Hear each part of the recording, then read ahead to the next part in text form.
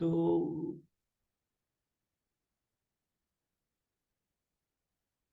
जो मैटर है या स्पेसिफिकली लाइट है, वो आपने लाइट की कौन सी प्रॉपर्टीज पढ़ी थी? वेव नेचर पढ़ा था।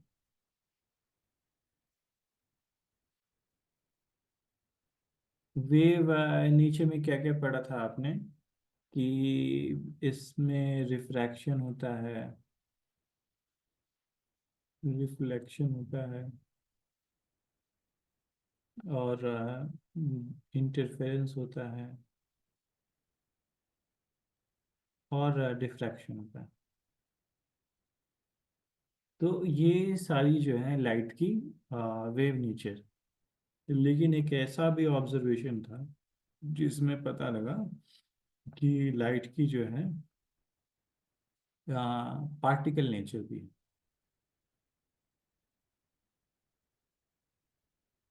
और वो किसने प्रूफ किया? वो प्रूफ किया आइंस्टाइन ने। और कौन सा प्रॉपर्टी था? वो है फोटो इलेक्ट्रिक इफेक्ट। ये फोटो इलेक्ट्रिक इफेक्ट क्या है कि इलेक्ट्रॉन एमिशंस होते हैं कुछ कुछ कुछ मेटल्स में या कुछ एलिमेंट्स में इलेक्ट्रॉन एमिशंस होते हैं। ये मेटल सरफेस है, और मेटल सरफेस पे अगर इसको आप मेटल को हीट करें तो इलेक्ट्रॉन इमिशन होगा। या मेटल को आप अलग अलग तरीके से डिफरेंट डिफरेंट वेज में इसमें करंट कुछ पास करें तो इसमें इलेक्ट्रॉन एमिशन होगा। तो ऐसे कुछ प्रोसेसेस हैं जिससे इलेक्ट्रॉन एमिशन होता है। लेकिन एक प्रोसेस है जिसमें हम इसमें लाइट इस पे फॉल करता है, और फिर इससे इलेक्ट्रॉन जो है इमिट करता है। तो इसको हम बोलते हैं फोटो इलेक्ट्रिक इफेक्ट।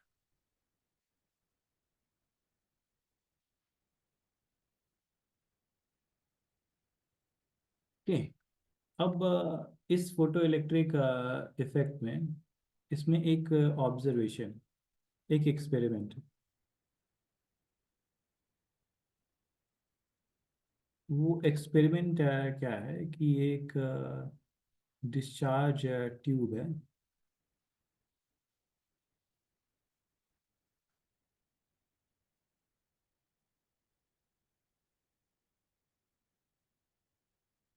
और इसमें दो प्लेट्स हैं, दो कलेक्टर पोटेंशियल।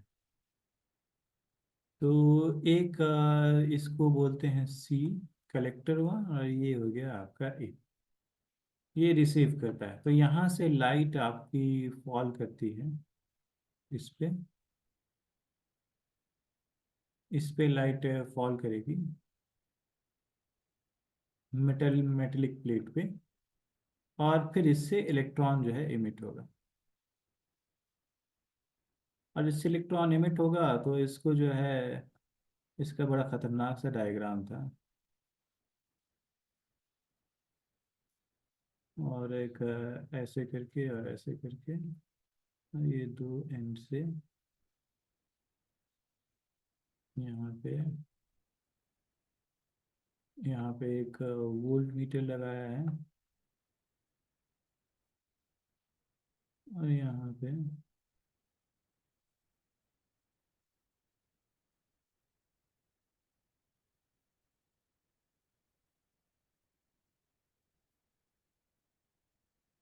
यहाँ पे एक वेरिएबल रेजिस्टेंस लगा है। तो यहाँ से जब इसको, जब यहाँ पे, जब ये इलेक्ट्रॉन जो है इस पे थर्मियोनिक एमिशन होगा, जब इलेक्ट्रॉन यहाँ पे स्ट्राइक करेगा तो करंट इस पे पास होगा ये सर्किट में। और ये जो है ये इंटरचेंजेबल है। मतलब ये आप ये इसको, अगर इसको एक इस पे कनेक्ट करेंगे तो नेगेटिव वाला इससे कनेक्ट होगा, और इससे पॉजिटिव वाला, तो आप इंटरचेंज कर सकते हैं। मतलब वोल्टेज जो है पॉजिटिव नेगेटिव कर सकते हैं, पोलैरिटी चेंज कर सकते हैं। ये क्लियर हुआ? Yes sir. जी सर। ओके। तो एक्सपेरिमेंट में ये देखा गया कि आपका क्या है, एक फोटो करंट है। मतलब कितने क्वांटिटीज हैं? एक तो है आपका फोटो करंट, और दूसरा है फ्रीक्वेंसी, और फिर है पोटेंशियल और इंटेंसिटी। तो ये चीज़ें हैं आपका। ये एक्सपेरिमेंट, ये सेटअप है। यहाँ से लाइट फॉल कर रहा है, यहाँ से लाइट फॉल कर रहा है,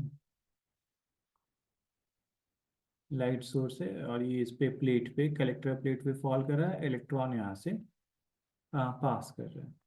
तो सबसे पहला ऑब्जर्वेशन ये देखा गया है कि जो इंटेंसिटी और फोटो करंट की इंटेंसिटी जो है वो डायरेक्टली प्रोपोर्शनल टू है। यानी ये आपका इंटेंसिटी हो गया और ये हो गया आपका फोटो करंट। ये डायरेक्टली प्रोपोर्शनल है। यानी अगर इंटेंसिटी बढ़ाएंगे यहाँ पे, ज़्यादा फोटो फोटो ये जो आपके लाइट सोर्स से जो फोटॉन्स आ रहे हैं वो ज़्यादा पड़ेंगे, तो ज़्यादा इलेक्ट्रॉन, ज़्यादा करंट फ्लो करेगा। ये है पहला ऑब्जर्वेशन। दूसरा ऑब्जर्वेशन ये है कि दूसरा ऑब्जर्वेशन है कि पोटेंशियल और फोटो करंट में क्या रिलेशन। तो पोटेंशियल और फोटो करंट में ये रिलेशन है कि ये आपका, ये एक ये है गया आपका, फिर ये ऐसे,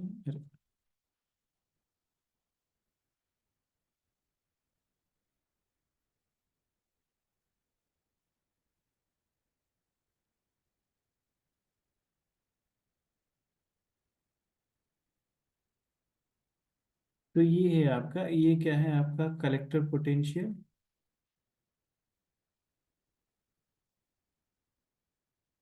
और ये है आपका फोटो करंट।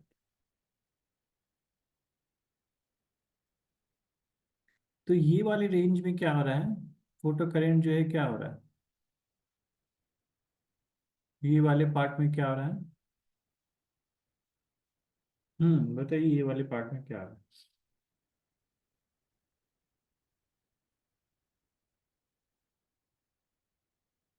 हम्म लाइक वो बढ़ा हाँ। है। ये बिल्कुल कांस्टेंट हो गया ना। ये हाँ, बढ़ के फिर कांस्टेंट कांस्टेंट हो रहा है मतलब। कांस्टेंट हो गया, यानी इसको बोलते हैं सेचुरेशन। यहाँ से उसके बाद फिर बढ़ ही नहीं रहा है। तो ये इनको बोलते हैं, इन सबको, इस वाले पार्ट को बोलते हैं सेचुरेशन करंट, जहाँ पे करंट जो है मैक्सिमम हो चुका है। और ये क्या है, different different frequency, different different intensity वाला कर्व। ये I3 है, ये I2 है, ये I1। I3 जो है intensity, where I's are intensity. तो जो सेचुरेशन करंट है वो किस पे डिपेंड कर रहा है। ये जो सैचुरेशन करंट है ये देखिए इंक्रीज हो रहा है, तो ये किस पे डिपेंड कर रहा है।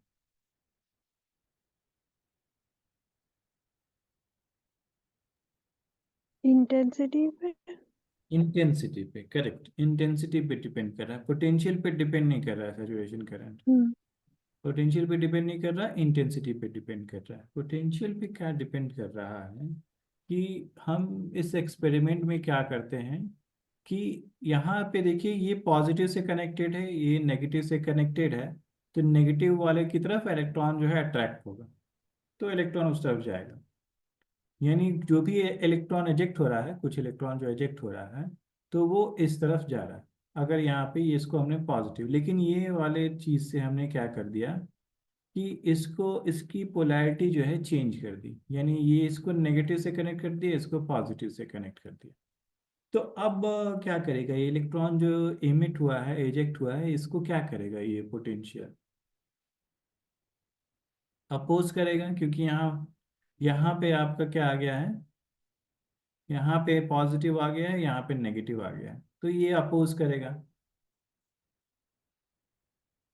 जब ये अपोज करेगा तो यहाँ पे जो भी इलेक्ट्रॉन है जो मूव कर रहा है इसकी वेलोसिटीज को ही अपोज करेगा, यानी इसके मोशन को अपोज करेगा।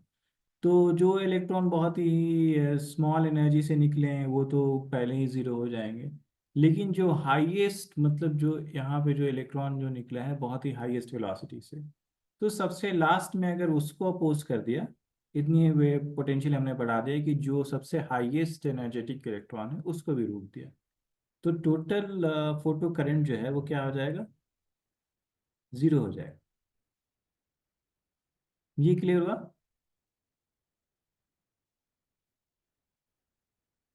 जी सर। तो फोटो करंट बिकम्स जीरो। ये कब, जब आपने एक हाईएस्ट पोटेंशियल दे दिया जहाँ पे जो मैक्सिमम काइनेटिक एनर्जी ऑफ जो इलेक्ट्रॉन है वो भी अब दूसरे साइड नहीं जा पा रहा। अब दूसरे साइड नहीं जा पाएगा तो सर्किट कंप्लीट नहीं होगा, यानी फोटो करंट जीरो हो जाएगा। तो इसको हम बोलते हैं stopping potential.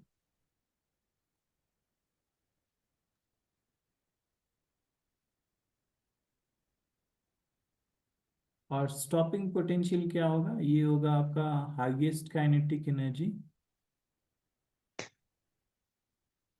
Equals to E V naught. क्योंकि एनर्जी जो क्या होता है वो क्या होता है, क्यू इंटू वी होता है पोटेंशियल। क्यू जो है इलेक्ट्रॉन है और वी जो है वी नॉट। तो ये है आपका हाईएस्ट काइनेटिक एनर्जी। ओके। अब तो ये आ गया दूसरा ऑब्जर्वेशन। तीसरा ऑब्जर्वेशन ये है कि हम फ्रीक्वेंसी चेंज करते हैं। फ्रीक्वेंसी चेंज करते हैं तो क्या होता है कि सैचुरेशन करंट तो सेम रहेगा,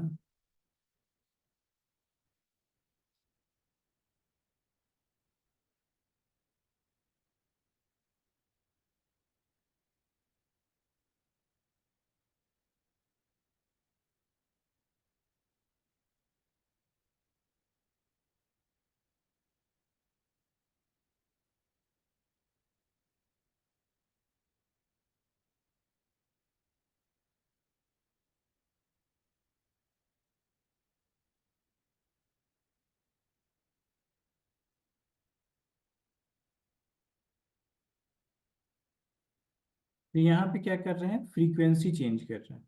म्यू थ्री जो बड़ा है म्यू टू से म्यू वन से, फ्रीक्वेंसी इज चेंज। तो अब एक बात बताइए कि फ्रीक्वेंसी से क्या इफेक्ट नहीं पड़ रहा है, किस पे इफेक्ट नहीं पड़ रहा है। ये हो गया फोटो करंट और ये हो गया पोटेंशियल। अब एक बात बताइए, फ्रीक्वेंसी से क्या चेंज कर रहा है और क्या चेंज नहीं कर रहा। इंटेंसिटी नहीं चेंज हो रही है। इंटेंसिटी तो वो तो इनकमिंग पैरामीटर, इंटेंसिटी जो है वो डिराइव्ड पैरामीटर थोड़ी। इंटेंसिटी तो हम बढ़ा सकते हैं, वो हम पे डिपेंडेंट है। लेकिन जो उसका इफेक्ट जो हो रहा है किस पे हो रहा है, इफेक्ट इफेक्टिव पैरामीटर जो है, यानी जो वेरिएबल क्वांटिटी है वो फोटो करंट है ना। ओके। फोटो करंट है और पोटेंशियल। तो नो चेंज आ रहा है आपका सेचुरेशन करंट में, ये ग्राफ देख के। ये करेक्ट है बताइए। यानी ये सेचुरेशन करंट में तीनों फ्रीक्वेंसी के लिए सेचुरेशन करंट जो है वो क्या है, सेम। पर कितने लाइन बना दिया मैंने, एक ही लाइन है ये। ओके।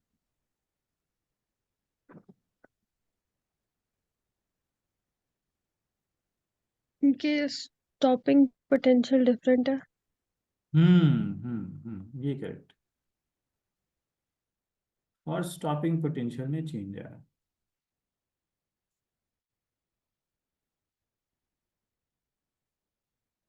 तो फिर एक और डायग्राम है कि, फिर इन्होंने एक और डायग्राम है कि ये फ्रीक्वेंसी है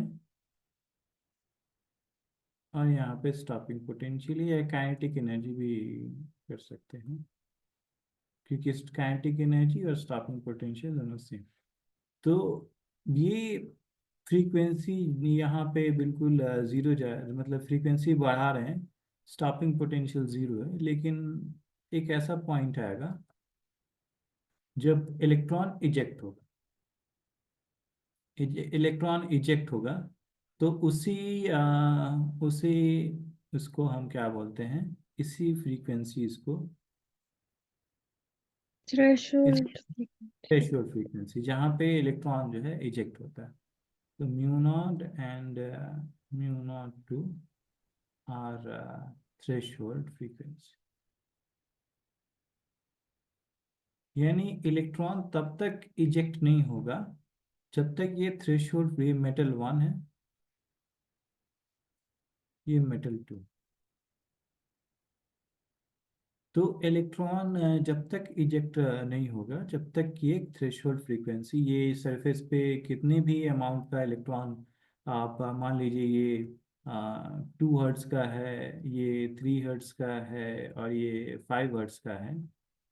तो ये जब तक आपका मान लीजिए इसका जो थ्रेशोल्ड फ्रीक्वेंसी है ये सरफेस का म्यू नॉट जो है वो 3 हर्ट्ज। तो जब तक इस वाले से तो इलेक्ट्रॉन इजेक्ट होगा ही नहीं, जब तक ये 3 हर्ट्ज का नहीं बेचते हैं। तो इससे इलेक्ट्रॉन इजेक्ट होगा, 5 हर्ट्ज वाले से भी इलेक्ट्रॉन इजेक्ट होगा, तो एक ही इलेक्ट्रॉन इजेक्ट होगा। जितना फ्रीक्वेंसी है तो उतना ही एक ही इलेक्ट्रॉन इजेक्ट होगा। आप इंटेंसिटी से अमाउंट बढ़ा सकते हैं, लेकिन इलेक्ट्रॉन जो है 3 हर्ट्ज पे एक ही इलेक्ट्रॉन इजेक्ट होगा। ये क्लियर हुआ?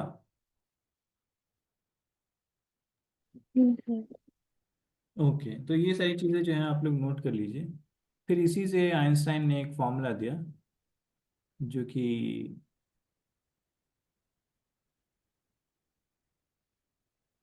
कि इन सारे ऑब्जर्वेशंस को डिफाइन करता है।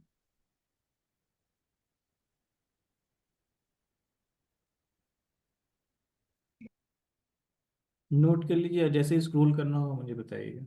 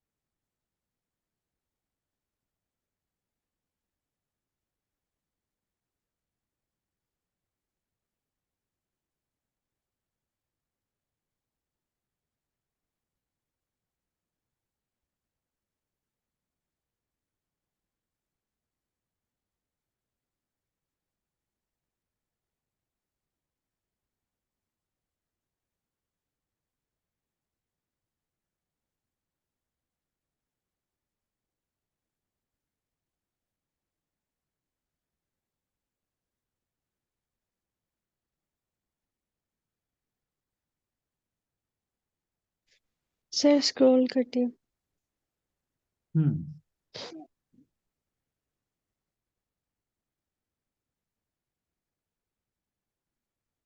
ये इसका है एक एनसीईआरटी में अच्छे से डायग्राम देख लीजिएगा इसका क्या है।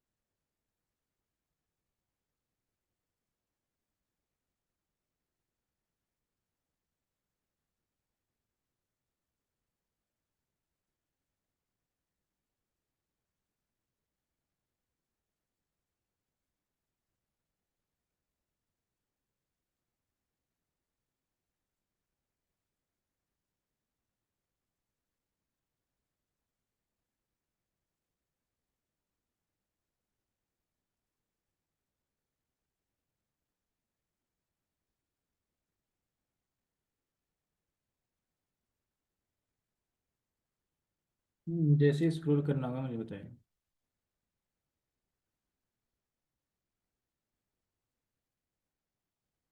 सर हो गया। स्क्रॉल करना है। जी।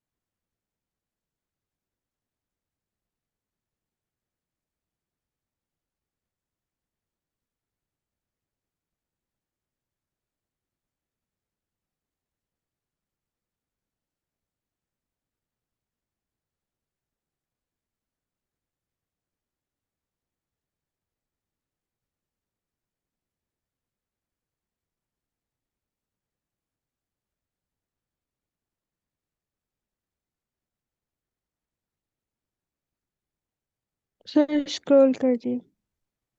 हो गया ये हो गया। हम्म, नोट कर लिया आप लोगों ने? ठीक। हम्म।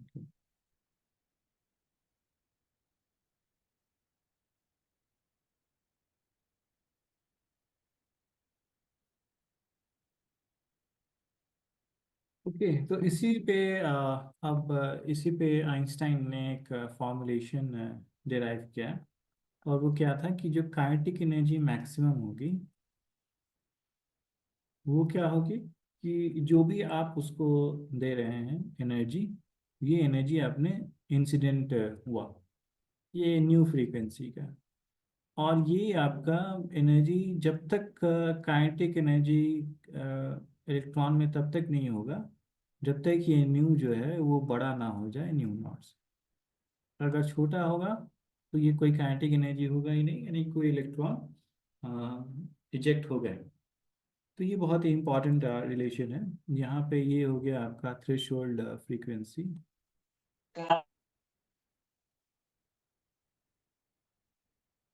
उसी तरीके से एक और रिलेशन है कि ये काइनेटिक एनर्जी को हम इस पूरे पार्ट को हम बोल सकते हैं फाई नॉट, यानी इतना एनर्जी तो आपको देना ही है।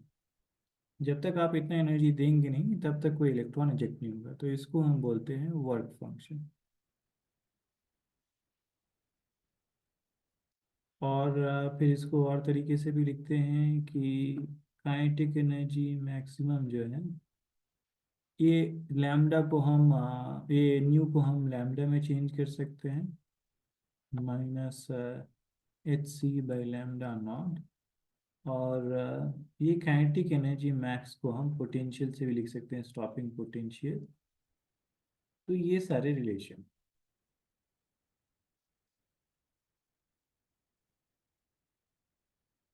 तो यहाँ पे हम देख रहे हैं कि जो एजेक्शन ऑफ इलेक्ट्रॉन्स है वो आपका फ्रीक्वेंसी पे डिपेंडेंट है, ना कि आपका इंटेंसिटी पे। तो वही सारे ऑब्जर्वेशंस थे, तो उन सारे ऑब्जर्वेशंस को एक्युमुलेट करके ये रिलेशन आता है। इसको जल्दी से नोट डाउन कर लीजिएगा, फिर हम लोग क्वेश्चंस करेंगे। फिर और मैं कुछ फॉर्मूलेज लिख दूंगा जो कि इम्पोर्टेंट है, फिर हम लोग क्वेश्चंस करते हैं। Okay sir.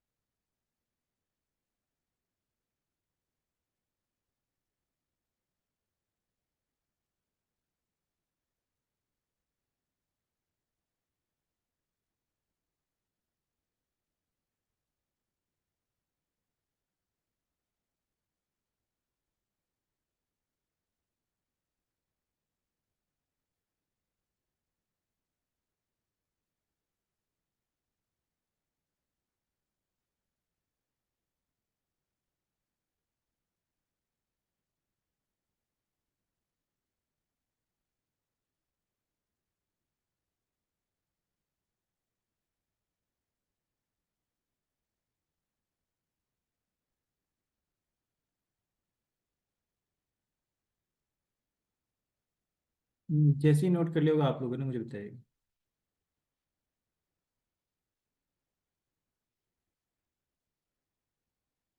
सर कर लिया नोट। ओके। हाँ, तो नेक्स्ट सेट ऑफ जो फॉर्मूलेज हैं वो, बट उसको वो करने से पहले मैं एक चीज़ लिख देता हूँ कि जैसे ही ये लिखा हो ना HC बाई लैम्डा, तो ये बार बार HC कैलकुलेट करने में, मल्टीप्लिकेशन करने में बहुत ही मुश्किल होता है नहीं? तो इसको हम एक रिजल्ट है, बहुत ही नोन रिजल्ट है, उसको इस तरीके से लिख सकते हैं 1240/λ इन नैनोमीटर। तो ये आपका किस में आएगा, इलेक्ट्रॉन वोल्ट में आएगा आंसर। तो ये जैसे ही करिएगा आप 1240/λ, तो ये इलेक्ट्रॉन वोल्ट आएगा। यानी लैम्डा आपका सिंपली दे रखा हो 200 नैनोमीटर, तो आपको कुछ ज़्यादा करना नहीं होगा, 1240 को 200 से डिवाइड करना होगा, तो ये इलेक्ट्रॉन वोल्ट में आपका आंसर आ जाएगा। ये क्लियर हुआ? तो वहाँ पे आप एच की वैल्यू डालने जाइएगा 6.63 इंटू 10⁻⁻34। और यहाँ पे आपका ये मान लीजिए सी की वैल्यू रखिएगा 3 इंटू 10⁸ अब अगर इलेक्ट्रॉन वोल्ट है तो उसको चेंज करना होगा, वो 1.6 इंटू 10⁻19 जूल्स। तो ये सारी चीज़, ये झमेला से बचने के लिए ये याद कर लीजिए कि एनर्जी जो है वो 1240 divided by lambda in nanometre. और उसके बाद फिर जो इम्पोर्टेंट रिलेशन है वो है डी ब्रॉगली वेवलेंथ। यानी लाइट जो है वो किस टाइम पे कौन से प्रॉपर्टी शो करता है, लेकिन इन दोनों प्रॉपर्टी को रिलेट कैसे कर सकते हैं, क्योंकि सेम लाइट है वो अलग अलग टाइम पे डिफरेंट प्रॉपर्टीज शो करता है। तो डी ब्रॉगली ने इन दोनों को कंबाइन किया था और रिलेशन निकाल के लाए थे कि H/P। तो लैम्डा जो है वो कौन सी प्रॉपर्टी है और पी कौन सी प्रॉपर्टी, बताइएगा।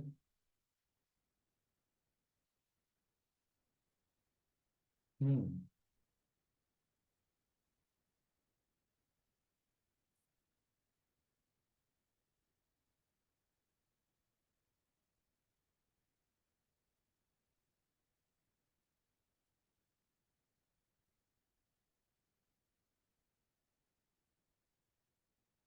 लैम्डा कौन सी प्रॉपर्टी है?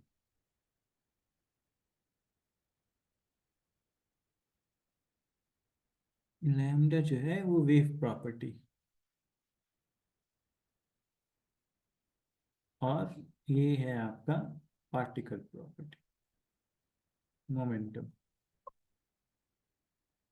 तो ये आपका ये रिलेशन डी ब्रॉगली वेवलेंथ जो है, ये डी ब्रॉगली रिलेशन दोनों प्रॉपर्टी रिलेट करता है कि कैसे वेव प्रॉपर्टी पार्टिकल प्रॉपर्टी से रिलेटेड।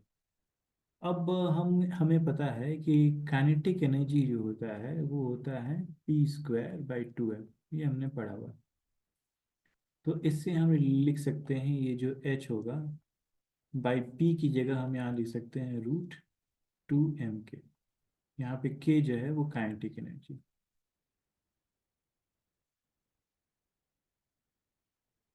और अभी अभी हमने पढ़ा कि काइनेटिक एनर्जी जो है वो वोल्टेज से रिलेटेड है। तो यहाँ पे हम लिख सकते हैं 2m k की जगह पे E V0।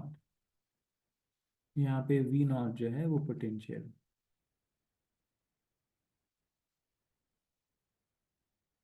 ओके, ये क्लियर हुआ?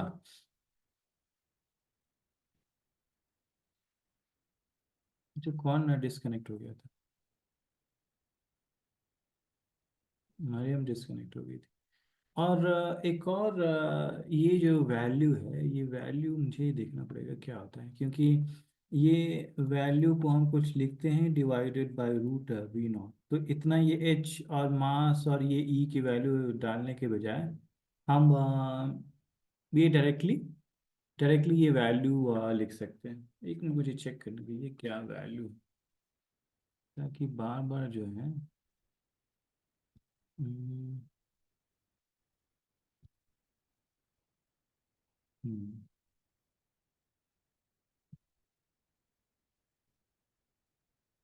ये वैल्यू है, कितनी वैल्यू है? क्या है वैल्यू? अरे,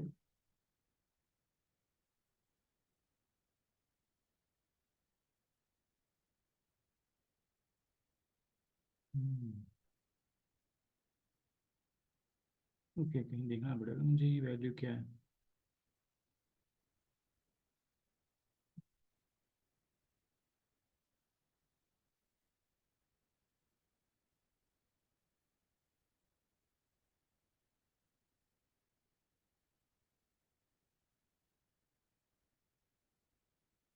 हम्म, अच्छा, मैं भी चेक करता हूँ क्या वैल्यू, ये नंबर है, बहुत ही इंपॉर्टेंट नंबर है, क्योंकि आपको एच की वैल्यू अगर फिर से अगर आप रखने जाएंगे, यहाँ पे एच की वैल्यू डालेंगे। एच की वैल्यू कितनी है? एच है 6.63 इंटू 10⁻34। ई की वैल्यू, मास ऑफ इलेक्ट्रॉन डालेंगे, मास ऑफ इलेक्ट्रॉन 9.1 इंटू 10⁻31। फिर आप ये ई की वैल्यू डालेंगे 1.6 इंटू 10⁻19, रूट लेंगे, मल्टीप्लाई करेंगे, बहुत ही लंबा कैलकुलेशन होता है।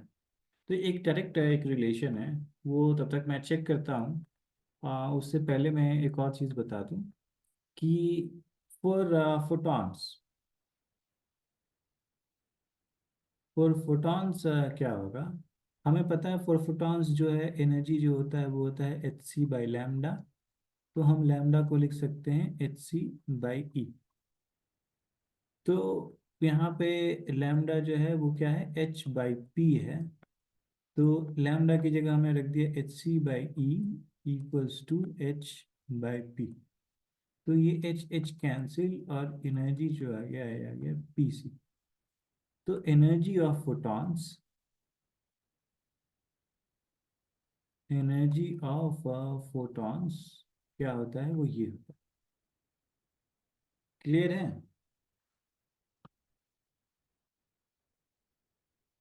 ये क्लियर है? यस। ओके, ये सब आप लोग नोट कर लीजिए, फिर हम लोग क्वेश्चंस करते हैं।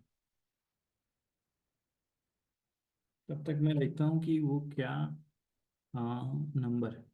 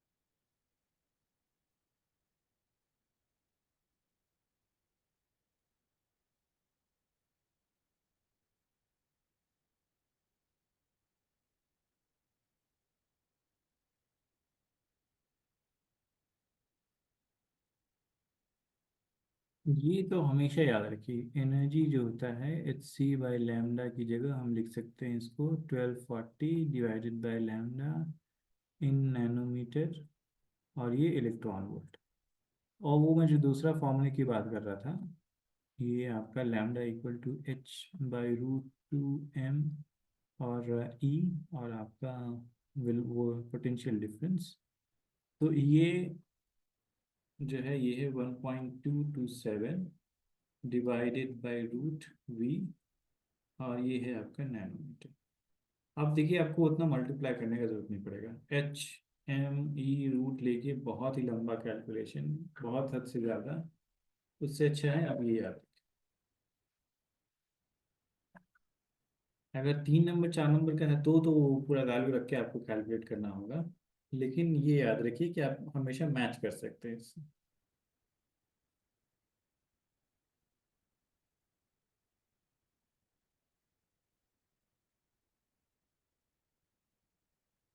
स्क्रॉल करना होगा तो मुझे बताइएगा।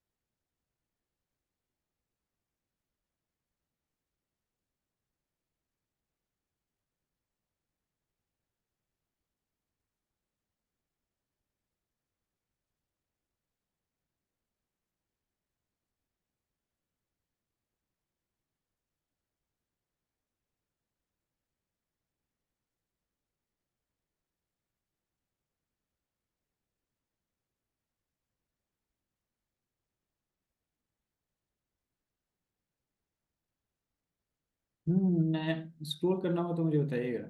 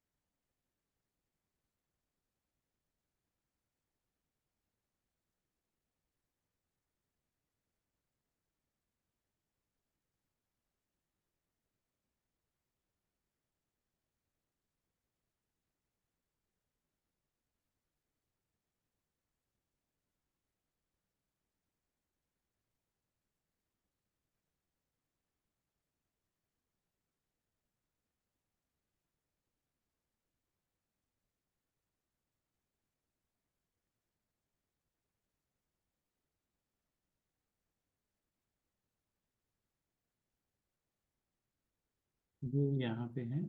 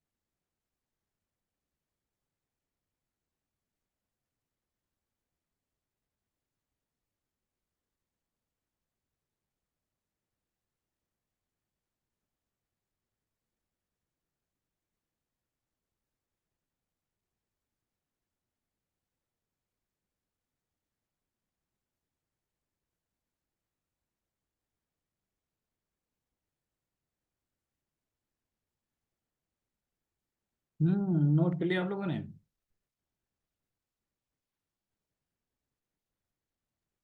जी सर। ये वाला पार्ट।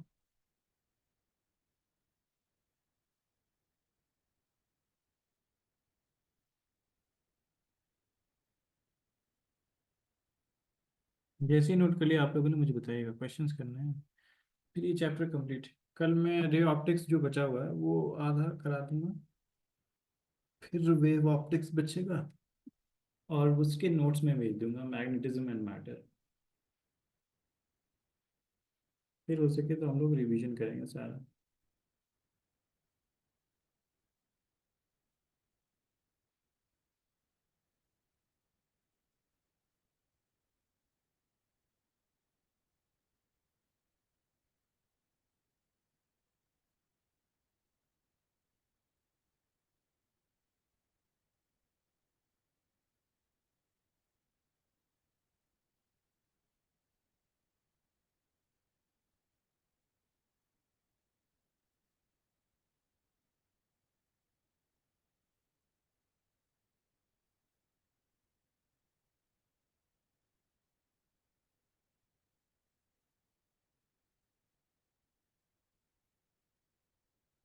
नोट कर लिया आप लोगों ने? जी सर। Yes sir. ओके। अब जरा क्वेश्चंस कर लेते हैं। हम्म,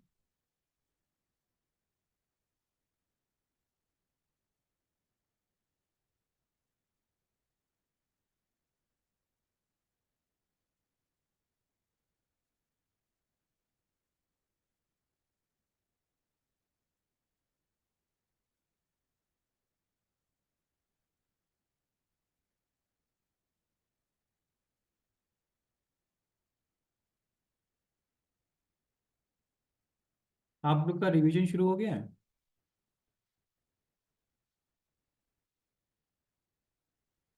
जी तो सर। स्कूल में या खुद का? नहीं नहीं, आपका आप लोग का। ज़रा आप कौन से चैप्टर पे हैं अभी, कितना कर लिया आपने? सर पहले तो मैं कर रही थी मगर अभी दो अभी तीन होल्ड दिनों है? से तबीयत थी मेरी तो अरे मैंने नहीं करा, बट मैंने हाँ इलेक्ट्रोस्टैटिक्स वाला करा था और हम्म। मैग्नेटिज्म वो भी हो गया था मेरा।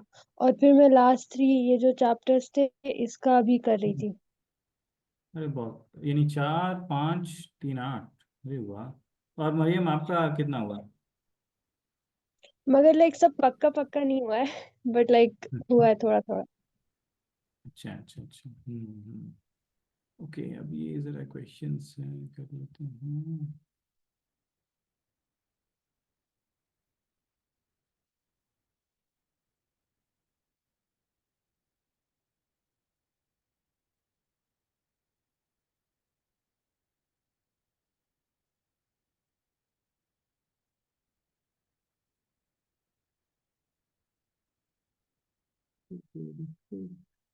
दूसरा है डी ब्रॉगली वेवलेंथ।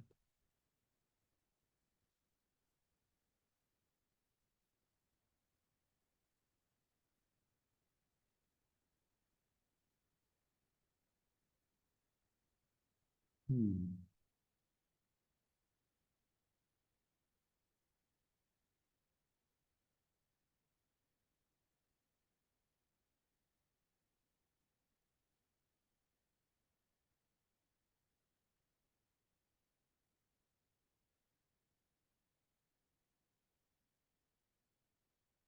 ये तो Einstein-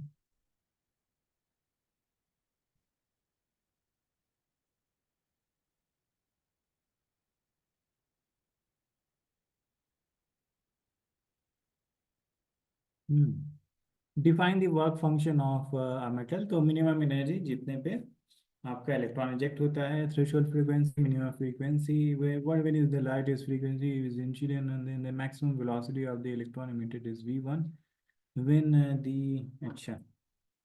तो ये यहाँ पे है आपका काइनेटिक एनर्जी। वो क्या होता है आपका? ये होता है आपका H new minus H new not. और फ्रीक्वेंसी पे ही क्वेश्चन है, यहाँ पे एफ बोला है तो एफ लिख देते हैं। ये है H F minus H F not. तो पहला केस जो है, पहले केस में बोला है कि एफ जो है वो कितना है, 2f0। तो ये 2f0 हो गया। 2f0 से हमने निकाल दिया kinetic energy, half mv1 square. ये आ गया आपका h2f0 माइनस hf0। तो ये कितना आ गया? ये आ गया 2hf0 hf0, तो hf0 आ गया। ये आ गया आपका हाफ mv1 स्क्वायर। ठीक है, ये इतना आ गया। दूसरे केस में क्या है कि हाँ, when the frequency is increase to 5f0। तो अब f जो है वो 5f0 हो चुका है। तो हमारे पास जो रिलेशन है वो क्या है, हाफ mv2 स्क्वायर वो है h5f0 माइनस hf0। तो ये कितना है, mv2 स्क्वायर, और ये है आपका 5 माइनस, तो ये आ गया 4hf0। ये इतना आ गया। अब बोला है कि v1/v2। तो इसको हम बोल देते हैं फर्स्ट इक्वेशन, इसको हम बोल देते हैं सेकेंड इक्वेशन। दोनों को क्या करेंगे बताइएगा, दोनों को क्या करें? हम्म ये निकालना है। तो दोनों को क्या करें? डिवाइड, 1/2। अरे ये तो परसेंटेज लिखे हैं, 1/2। तो क्या हो जाएगा, ये हो जाएगा half mv1 square equals to hf0, half mv2 square equals to h 4hf0। तो ये एच एफ नॉट कैंसिल, ये हाफ हाफ एम कैंसिल। तो हमारे पास आ गया v1 square by v2 square equals to 1/4। यानी v1/v2 आ गया आपका √ऑफ 1/4, यानी v1/v2 आ गया 1/2। ये क्लियर हुआ आप लोग को? Yes sir. नोट कर लीजिएगा इसको।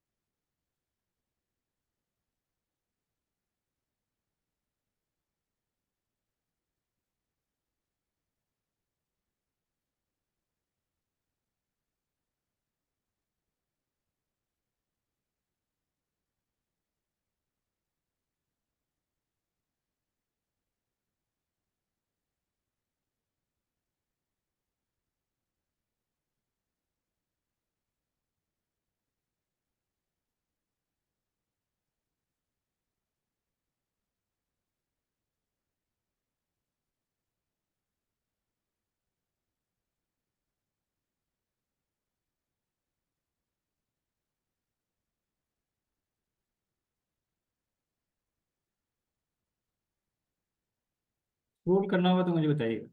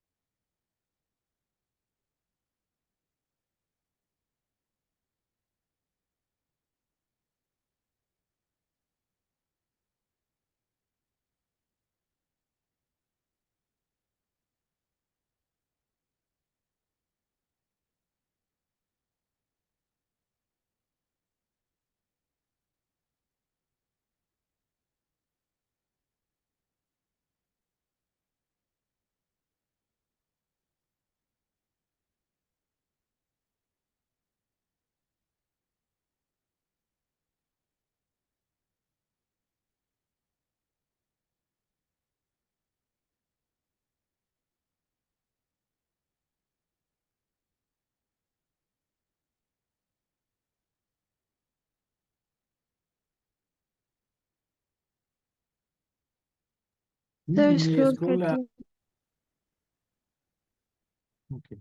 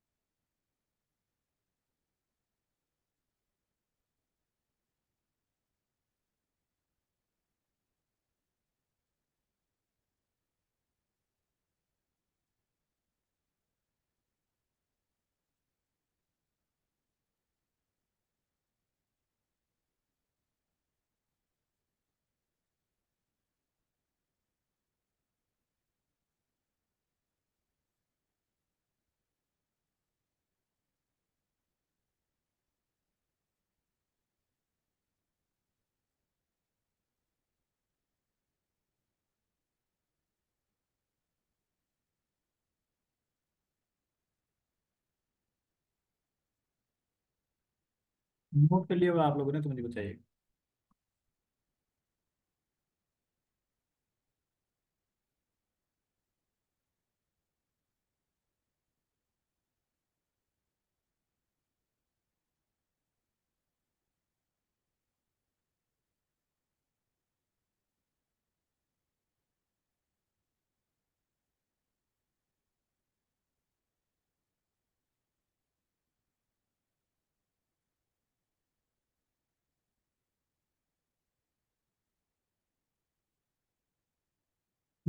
जैसे ही नोट कर लिया होगा आप लोगों ने, मुझे बताइए।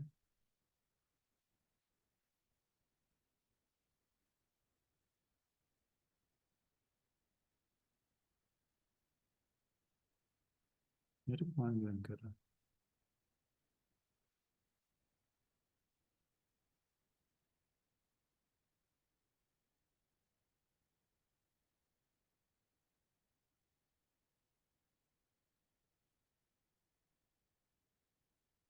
मेरे ज़ारा का डिस्कनेक्ट हो गया।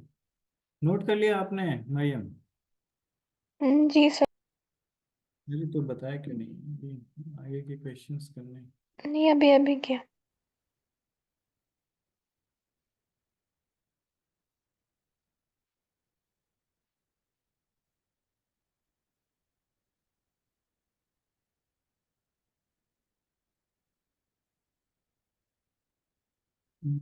नेक्स्ट क्वेश्चन जो है, अच्छा ये लर्निंग, नेक्स्ट क्वेश्चन जो है थोड़ा सा डिफरेंट है कि if 5% of energy supply to an incandescent light bulb is radiated as visible light, how many visible light photons are emitted by 100-watt bulb? Assume wavelength of all visible photons to be 5600 angstrom होगा ये, I guess. यहाँ पे angstrom जो है missing. Okay, तो यहाँ पे यहाँ पे होना चाहिए एंगस्ट्रॉम। और यहाँ पे निकालना है कि कितने number of assume wavelength visible light, how many visible light photons, मतलब कितने नंबर ऑफ फोटॉन्स, ये निकालना है। तो 100 वाट का बल्ब है, यानी पावर जो है इसका 100 वाट।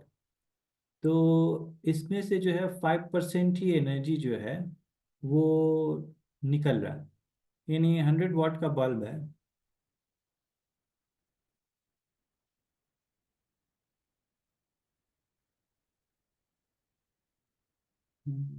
और मान लीजिए कि हम मान रहे हैं 1 सेकेंड में, 1 सेकेंड में कितना ये हो रहा है। तो पावर जो होता है वो एनर्जी बाई टाइम है। और मान लीजिए कि ये हम 1 सेकेंड ले रहे हैं, तो ये P = E, यानी फॉर 1 सेकेंड। तो हमारे पास 100 जूल्स का एनर्जी है, और इसमें से 5% ही जो है वो आपका विजिबल लाइट में चेंज हो रहा है। तो 5% ऑफ ई जो है वो कितना हो जाएगा, वो हो जाएगा 5/100 इंटू में 100। तो ये कितना आ गया आपका, ये आ गया आपका 5 जूल से आ गया।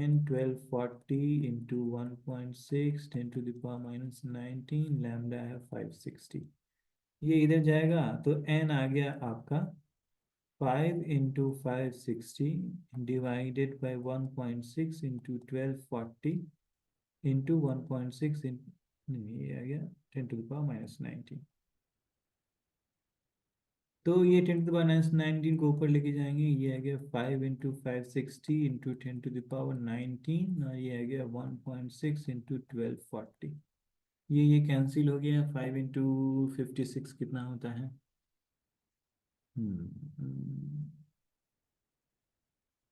ये आ गया 5 into 56 equals divided by 1.6 divided by 124।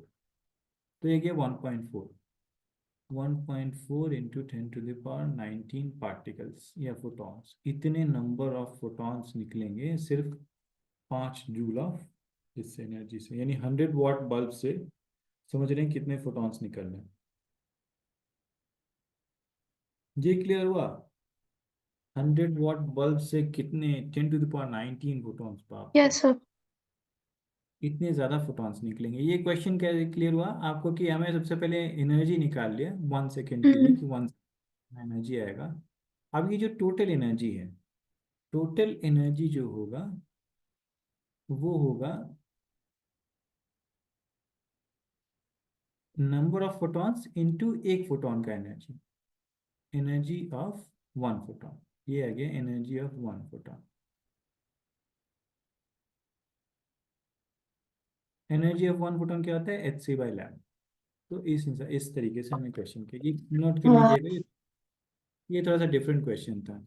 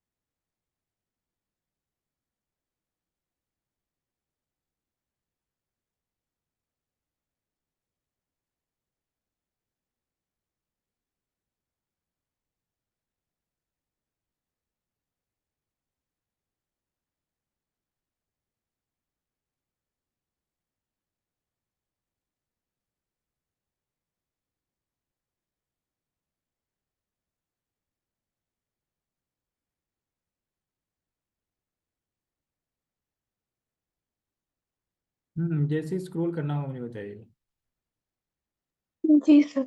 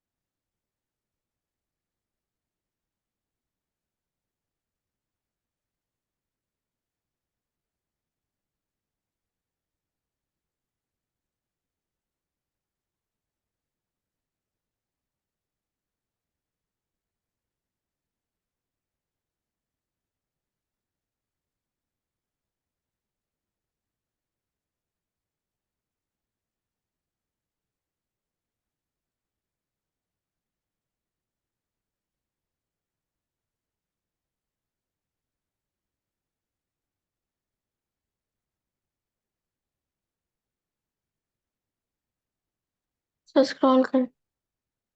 हम्म ये सारे क्वेश्चंस जो है बहुत ही इंपॉर्टेंट है, तो इनको एक बार रिवाइज कर लीजिएगा। जी।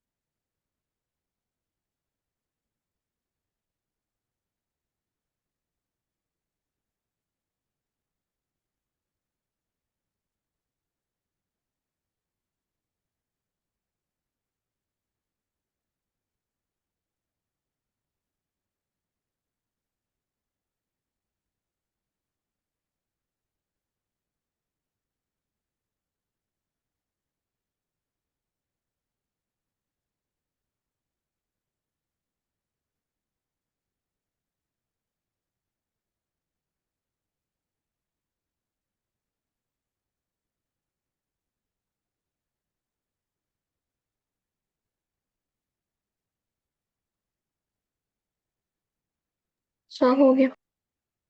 Okay okay. कल हम लोग मिलेंगे तो इसके आगे करेंगे। रे ऑप्टिक्स में करूँगा और ये क्वेश्चन जो है कुछ कुछ दो तीन करूँगा पहले। अल्लाह हाफिज़, अल्लाह हाफिज़। Okay sir.